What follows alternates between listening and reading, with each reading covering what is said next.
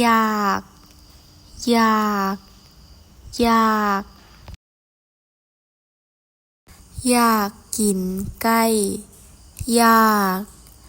กินไก่อยากกินไก่อยากกินไก่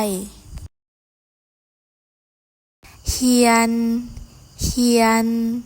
เฮียนข้อยอยากเรียนภาษาลาวข้อยอยากเรียนภาษาลาวข้อยอยากเรียนภาษาลาว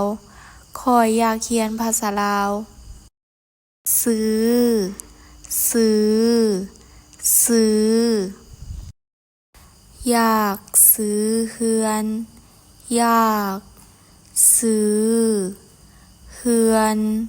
อยากซื้อเรือนอยากซื้อเรือนอยากได้เรือนอยากได้เรือนอยากได้เรือนอยากได้เรือนเอาตำบักหุ่งเอาตำบักหุ่งเอาตำบักหุ่ง